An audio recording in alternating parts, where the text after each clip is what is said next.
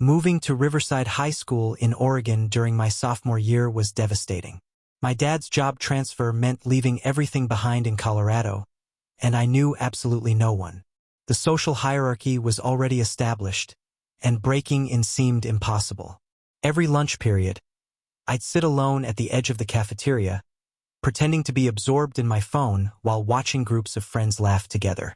That's when I noticed Marcus sitting by himself near the vending machines. He was tall, pale, with stringy black hair that covered most of his face. Unlike me, he didn't seem bothered by his isolation. He'd sit there sketching in a black notebook, occasionally glancing up with these intense dark eyes. After a week of silent observations, I finally worked up the courage to approach him. "Mind if I sit here?" I asked, gesturing to the empty chair across from him. He looked up slowly, studying my face for what felt like an eternity before nodding. "Sure, Alex," he said, though I'd never told him my name. When I gave him a confused look, he smiled slightly. "You're in my chemistry class. Third period." I didn't remember seeing him there, but I'd been so focused on trying to blend in that I barely noticed anyone. We started talking, and Marcus seemed normal enough. He told me he'd been at Riverside for 2 years but kept to himself. He lived with his grandmother on the outskirts of town, near the old Millfield Cemetery. Over the next few weeks, Marcus and I became friends. He was intelligent, funny in a dark way, and surprisingly knowledgeable about horror movies and true crime. But there were odd things about him. He never ate lunch, claiming he wasn't hungry. He'd sometimes stare at other students with an unsettling intensity, especially the popular girls. And he had this habit of appearing behind me without warning, making me jump. One Friday evening, Marcus texted me asking if I wanted to hang out. My parents were working late and I had nothing else to do, so I agreed. He said to meet him at Millfield Cemetery around 10 p.m., that there was something cool he wanted to show me near the old mausoleums. I should have questioned why we were meeting so late at a cemetery, but I was desperate for friendship. I walked the 15 minutes from my house, using my phone's flashlight to navigate the winding path between headstones. The October air was crisp, and fog was starting to roll in from the nearby river. I found Marcus standing beside a large stone mausoleum, his silhouette barely visible in the darkness. But as I got closer, I realized he wasn't alone. There were 2 other figures with him, a girl and another boy I didn't recognize from school. They were all wearing dark hoodies, and something about their posture made me uneasy. "Alex," Marcus called out, his voice different somehow, colder. "Come meet my real friends." The girl stepped forward, and in the moonlight, I could see her face was gaunt, almost skeletal. Her eyes reflected the light like an animal's. The boy beside her was grinning, but his smile was too wide, revealing teeth that seemed too sharp. "We've been waiting for you," the girl said in a voice that sounded like it was coming from deep underground. That's when I noticed the smell, something rotten, like meat left in the sun too long. My instincts screamed at me to run, but Marcus was walking toward me now, and I could see his face clearly for the first time. His skin looked gray, almost translucent, and his eyes had rolled back, showing only the whites. "You seem so lonely, Alex," he whispered. "We can fix that. Forever." I backed away, stumbling over a low headstone. "What the hell is wrong with you people?" They all laughed in unison, a sound that made my skin crawl. That's when I ran. I sprinted through the cemetery, branches from overgrown bushes tearing at my clothes. Behind me, I could hear them following, their footsteps unnaturally quiet, but somehow keeping pace with my frantic escape. I made it to the main road and didn't stop running until I reached my house. My parents were home by then, and when they saw me burst through the door, disheveled and terrified, they immediately called the police. I told them everything, though I knew how insane it sounded. The next Monday at school, I looked for Marcus in chemistry class. His seat was empty.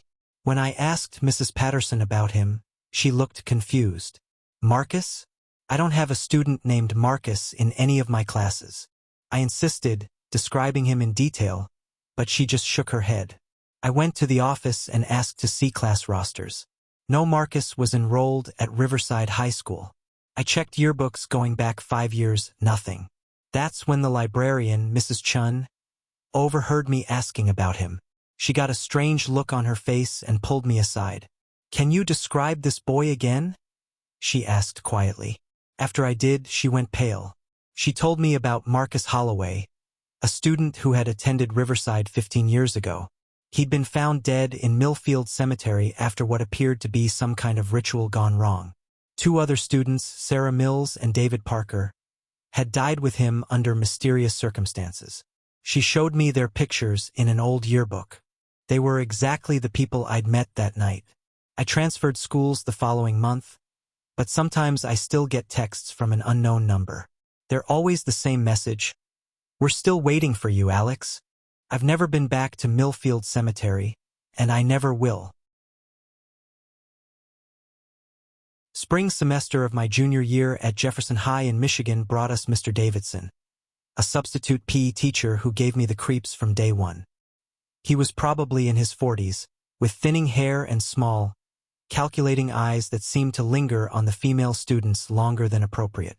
I was 17 but looked older, something people commented on regularly. I'd developed early and was often mistaken for being in college. Usually, this didn't bother me, but around Mr. Davidson, it made me uncomfortable.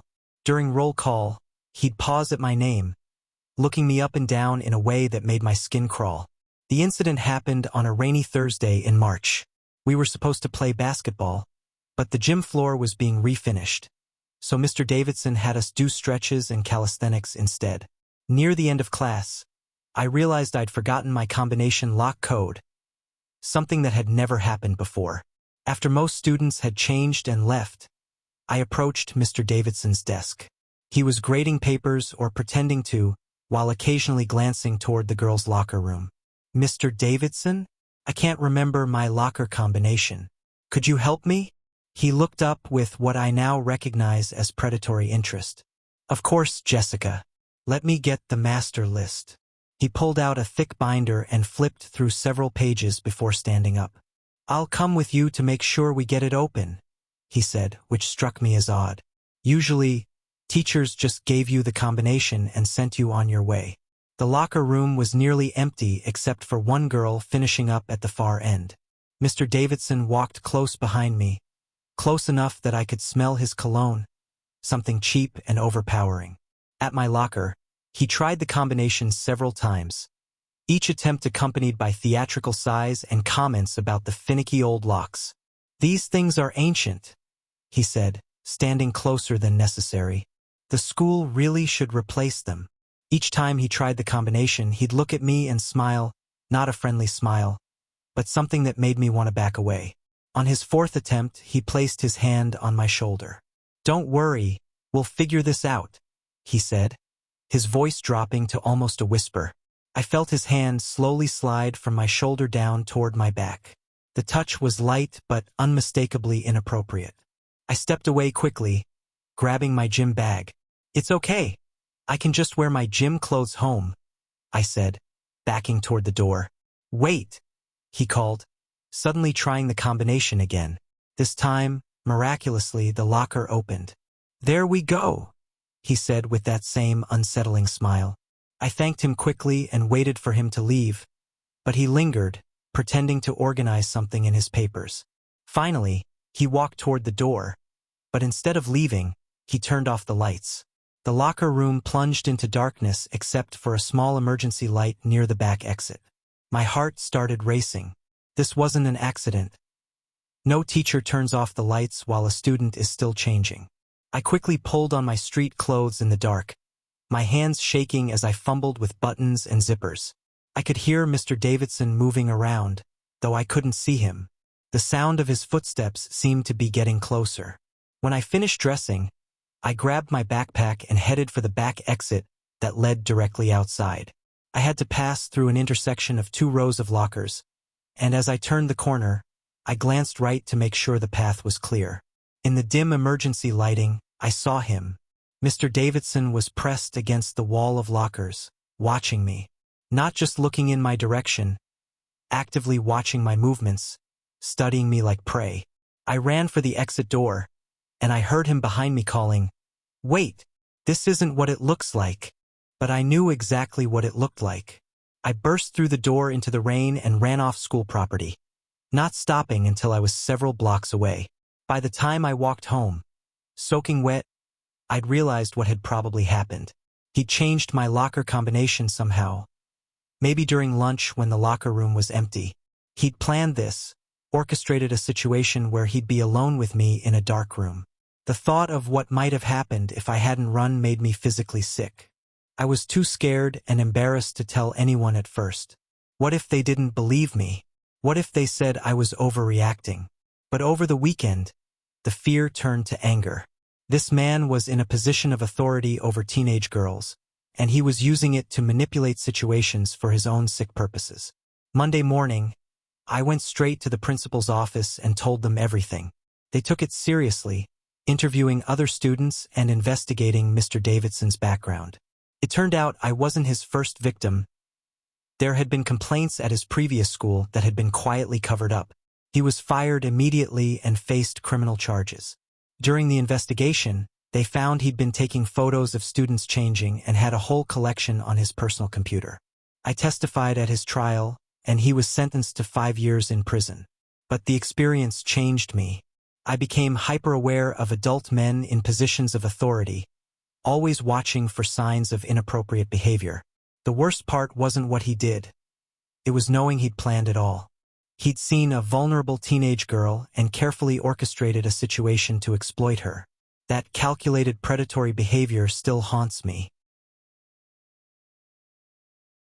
During my senior year at Westfield High in Connecticut, I was failing band class, and not because I couldn't play, but because I kept skipping the mandatory practice sessions.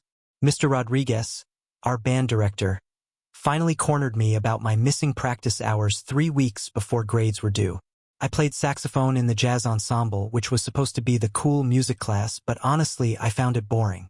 The practice rooms in the basement were creepy, and I'd rather spend my free periods hanging out with friends or working on college applications. "Look, Tommy," Mr. Rodriguez said after class one Tuesday, "you're missing 4 practice sessions. Your grade's going to tank if you don't make them up." I needed the credit to graduate, so I agreed to his makeup plan. Solo practice sessions in the basement practice rooms during lunch periods. He'd give me credit for each 30-minute session, and I could bring my grade back up to passing. The music department basement was always unsettling. It was a maze of narrow hallways lined with tiny practice rooms, each barely big enough for a chair and music stand. The lighting was terrible, just a few flickering fluorescent bulbs that cast weird shadows on the institutional green walls. Most students avoided going down there unless absolutely necessary. I started my first makeup session that Thursday. The basement was empty except for the distant sound of someone practicing piano scales several rooms away. I set up my saxophone and music in one of the middle rooms, closing the door to contain the sound. For the first 15 minutes, everything was normal. I played through some scales and worked on a piece we were preparing for the spring concert. But then I heard footsteps in the hallway, slow, deliberate steps that seemed to pause outside each door. I stopped playing and listened. The footsteps continued past my room toward the far end of the hall, where they stopped. Then I heard what sounded like furniture being moved around, followed by strange grunting noises, like someone struggling with something heavy. Curious despite myself, I cracked open my practice room door and peered down the hallway. The fluorescent lights were flickering more than usual, creating an almost strobe effect. At the far end of the hall, I could see one of the practice room doors standing wide open, with what looked like music stands and chairs being pushed around inside. Then the lights went out completely. The basement plunged into absolute darkness. I fumbled for my phone's flashlight, and in its weak glow, I could see that the entire hallway was now dark. But from the open room at the end, I could still hear movement, dragging sounds, like something heavy being pulled across the floor. I decided to get out of there. Whatever was happening didn't involve me, and the darkness made the whole situation feel dangerous. But as I stepped into the hallway with my saxophone case, I heard breathing that wasn't my own. Someone was in the hallway with me, close enough that I could hear their labored breathing over my own panicked gasps. I pressed myself against the wall and tried to edge toward the staircase, but the breathing seemed to follow me. I made it about halfway down the hall when I heard a door slam behind me. Then another. It sounded like someone was going into each practice room and slamming the door shut, working their way down the hall toward me. My phone battery was dying, and the light was getting dimmer. In desperation, I ducked into the nearest practice room and closed the door as quietly as possible. I sat in the darkness, trying to control my breathing while listening for sounds in the hallway. That's when I realized I wasn't alone in the room.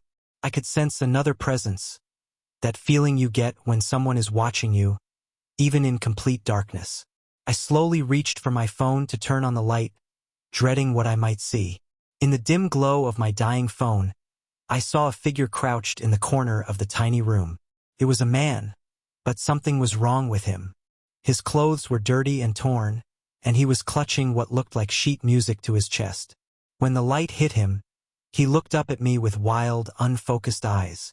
"The music," he whispered, his voice hoarse and strange. "They won't let me finish the music." He reached out toward me with one dirty hand, and I saw that his fingers were bleeding, the nails torn and caked with what looked like rust or dried blood. I screamed and lunged for the door, but he was faster than I expected. His hand clamped down on my shoulder, and I could feel his fingers digging into my jacket. I twisted away, leaving him holding a piece of torn fabric, and burst out of the room.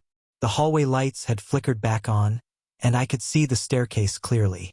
I ran for it, taking the steps two at a time, not stopping until I reached the main floor where other students were walking around normally. I found Mr. Rodriguez in his office and told him what happened, though I left out some of the stranger details. He looked concerned and called building security to check the basement. They found evidence that someone had been living down there, makeshift bedding in one of the storage rooms, empty food containers, and piles of sheet music covered in illegible writing. But they never found the man I'd encountered. The next day, I learned from Mrs. Patterson in the main office that about 10 years earlier, a former music teacher named David Hoffman had suffered a mental breakdown and disappeared. He'd been obsessed with composing what he called the perfect piece, and had been found several times after hours in the music rooms, working frantically on compositions that made no musical sense. Security footage from that day showed someone entering the building through a basement window that had been left unlocked, but the cameras in the basement weren't working. They changed the locks and installed better security, but I never went back down there. I finished my practice hours in the main music room with Mr. Rodriguez present. Every time I heard footsteps in the hallway above the basement, I wondered if David Hoffman was still down there somewhere, still trying to finish his impossible music. The idea seemed brilliant at the time. Sneak into Millbrook High after hours and explore the places we'd always wondered about but never had access to. It was Jake's idea, naturally. He'd discovered that one of the basement windows near the auto shop had a broken latch that never got fixed. Jake, my best friend since middle school, had a talent for finding trouble. His girlfriend Emma was usually the voice of reason, but even she seemed excited about this particular adventure. My girlfriend Casey was hesitant, but peer pressure won out. "Come on," Jake had said during lunch that Friday. "Security only drives by twice a night, and we know their schedule from when my brother worked there. We'll be in and out in an hour." The plan was simple. Meet at the school around 11 p.m., slip in through the basement window, explore for a while, and leave before the security guard's midnight rounds. What could go wrong? Saturday night arrived with a thick fog rolling in from Lake Michigan, perfect cover for our mission. The four of us met at the edge of the school parking lot, dressed in dark clothes and armed with phone flashlights. The building loomed against the cloudy sky like something from a horror movie. Getting inside proved more difficult than expected. The basement window was small and positioned awkwardly, requiring us to boost each other up and squeeze through an opening barely wide enough for our shoulders. Casey went first, being the smallest, then Emma, then me, with Jake bringing up the rear. The basement was a maze of storage rooms, maintenance equipment, and old furniture covered in dust sheets. Emergency lighting provided just enough illumination to see basic shapes, but everything beyond 10 feet faded into darkness. "This is creepy as hell," Casey whispered, staying close to my side. "That's the point," Jake replied, grinning in the dim light. Let's split up and explore. We'll cover more ground that way. Emma immediately protested. That's literally the first rule of horror movies. Never split up.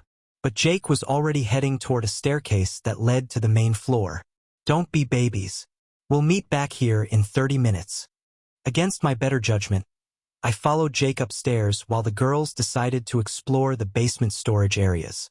The main hallway of our school at night was completely different from during the day. Without the usual crowds of students and fluorescent lighting, it felt like walking through an abandoned building. Our footsteps echoed eerily in the empty corridors. The red exit signs provided the only steady light, casting everything in a hellish glow. Trophy cases and bulletin boards that seemed normal during the day now looked ominous in the darkness.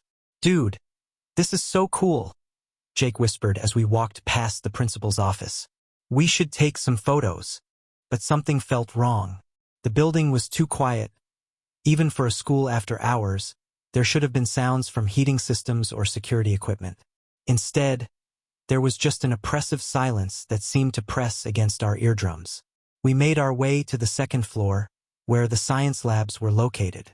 Jake wanted to see if any of the chemical storage rooms were unlocked, which seemed like a terrible idea even to me. As we walked down the science hallway, I started feeling like we were being watched.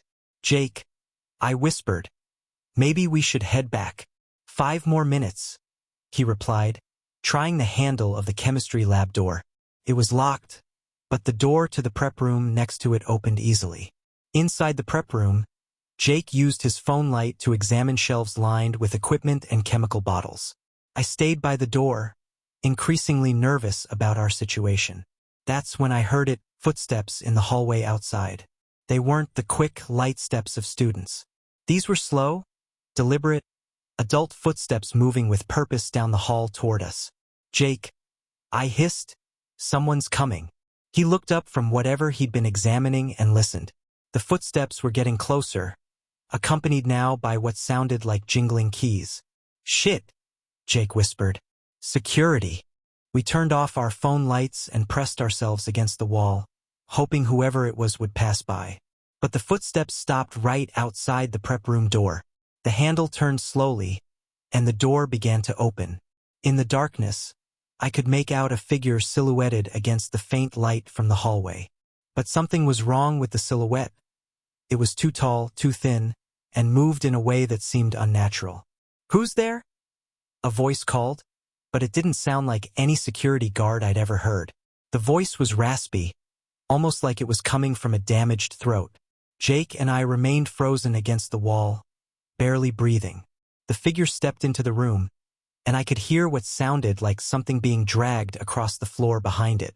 My phone buzzed with a text message, the screen lighting up briefly. In that instant of illumination, I saw the figure's face, and it wasn't human. The features were wrong, too angular, with eyes that reflected the light like an animal's. The thing turned toward us, having spotted the phone light, and that's when we ran. Jake and I bolted from the prep room and sprinted down the hallway toward the stairs. Behind us, I could hear that dragging sound again, mixed with what might have been laughter. We made it to the first floor and were heading for the basement when Jake's phone rang. The sound echoed through the empty building like an alarm. Answer it, I gasped as we reached the basement stairs. It was Emma, and she sounded terrified. Where are you guys? Casey's gone. What do you mean gone? We were exploring the old fallout shelter in the basement, and she went around a corner ahead of me. When I followed her, she wasn't there. I've been calling her name, but she's not answering. Jake and I reached the basement to find Emma standing near the entrance to a section I'd never seen before. A series of rooms that must have been built during the Cold War as emergency shelters. She has to be down there somewhere, Jake said, but his voice lacked conviction. We called Casey's name as we searched the shelter rooms, our phone lights revealing concrete walls covered in decades of dust and grime. In the last room, we found Casey's backpack and phone, but no Casey. That's when we heard the laughter again, the same sound I'd heard upstairs, but now it seemed to be coming from everywhere at once, echoing through the underground chambers. We need to get out of here, Emma said, backing toward the exit. Now. As we headed for the basement window, I looked back one more time and saw a face peering at us from one of the upper floor windows, pale, distorted, definitely not human. It raised one elongated hand and waved at us. We didn't stop running until we were off school property. We called the police, reporting Casey as missing, but when they searched the building the next day, they found no trace of her. The security footage showed us entering through the basement window, but it also showed something else entering through a different basement door around the same time. Something that didn't look like any person I'd ever seen. Casey was never found. The case remains open, but the police have no leads. Jake, Emma, and I never talked about what we really saw that night, afraid people would think we were crazy. But sometimes, driving past the school at night, I swear I can see a face in one of the upper windows, still watching, still waiting for someone else to come explore after hours.